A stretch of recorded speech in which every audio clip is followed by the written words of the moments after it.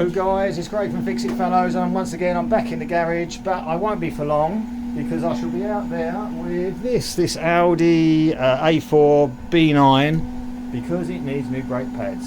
So let's get into it. Okay, if your Audi has plastic caps over the wheel nuts like these ones, you need to look through your boot for these plastic tweezers. Okay, they just hook on and pull off. Yeah, the caps have a ridge around, the tweezers have some indentations that latch onto those hooks, those ridges, and you pull them off. Find your locking wheel nut, usually in the boot, and then hope that someone hasn't overly done them upside with a pneumatic gun. No problem, especially when you've got a nice big wrench. I'm going to take that one completely out, then you just loosen, just break the other four before you put the car up on its jacks.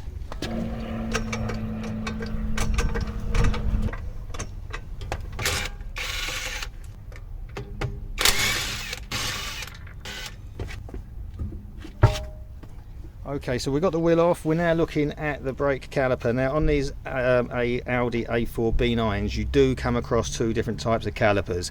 Now I'm only dealing with this type. This is the type you'll find on most. The higher performance models have a different caliper. So if you come across your caliper and you've got this spring that is evident here, this is on the front, on the bit of the caliper that holds the brake pads, you have a recess. You can see the pad, you can see the pads here and here. Okay, so there's a new pad. If yours is like this video is for you. If you have a caliper that is more enclosed with no visible spring and you can't see the brake pad, you need a different video. Okay, right, so it turns out that this side, this is the passenger side on this car, has got the sensor for the wear indicator, and it goes to a plug unit here. Push in this plug there, wobble it up. Okay, so that's the connector that goes off to the onboard computer. You have to rotate this round in order to remove it. So you just put a pair of pliers on the body like that, rotate it around, and then it comes out. It's jiggling around, and there you see it's out. And then you just unhook the wire from its mounting plate here. So there's just a little recess for the wire to go into. And then round the back of the caliper, let's try and get this in shot. There's a plastic cap hiding a Torx bolt, and then a corresponding one lower down, which is just here. These Torx bolts hold the caliper in place. Now we need to take this big retaining spring off, so we just put a screwdriver behind it, prise it away from its location. There's the top bit, now the bottom bit, prise that away and forwards, and then just unhook it out of its hole there. There you go. Take those caps off the back. Okay, so there's a little plastic cap at the bottom.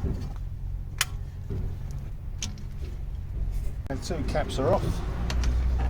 Now you need your number 45 Torx bit to undo these retaining bolts.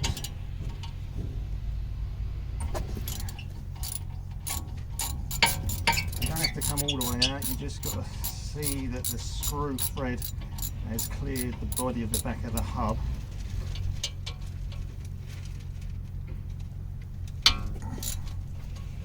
Now we just need to move the pads back a bit so we can get the caliper off, and we do that with a screwdriver. Try and hook it between the old pad and the disc, and just lever the pad back towards the piston a bit, and then that should just give us enough relief on the whole thing that we can lift the caliper off like that. Now we can hook out the outboard pad.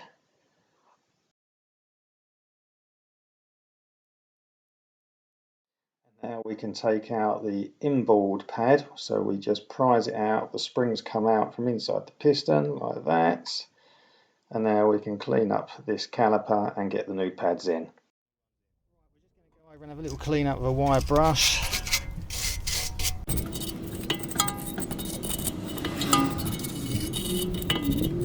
Right, next thing we've got to do, we've got to retard the piston back into its housing. You might get away with just putting a bar across and pushing it with your hands. If it's too stiff, you can buy yourself a caliper retarder from any car parts place. But I'm tight, so I made my own one. Threaded bar, 2 bits of wood and a couple of nuts and bolts, and I'll just tighten this bolt up under here, and that will effectively push these 2 wooden plates apart and push the piston back into its body. Okay, so there's the piston fully retracted, giving it all a brush around with the wire brush, and the new pad can go back in. So your pad with the springs on the back goes, and the springs go inside the caliper there. Okay, and then it's a case of connecting your wire back up. Let's hook it around its mounting point there. Make sure you leave enough slack on it so that as the pads wear and move in, the wire has got a bit of slack in it. Okay, now it's just a case of connecting this back up to its housing. Okay, so you put it in with the bar sticking out to the right, push it down and then rotate it round. Okay, and that's in place, and then push your connector back on and we're all connected back up. Okay, so let's take that back off, get the other pad in there. Okay, so that's all positioned in there like that.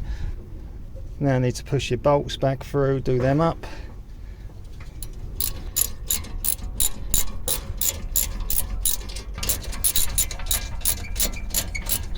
Okay, don't forget to put your plastic caps back over.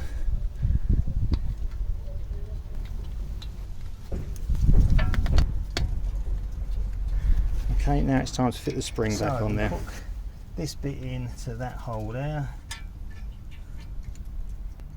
Then we put that hook into that hole, and then we take a screwdriver and we prise it down and around. Connected there and there. Little tap in there, make sure they're in their places. And they're all good. Give the hub a bit of a clean with a wire brush. There we go, wheels all back on, nuts are all done up, the plastic caps are back over the nuts, now just to do the other side.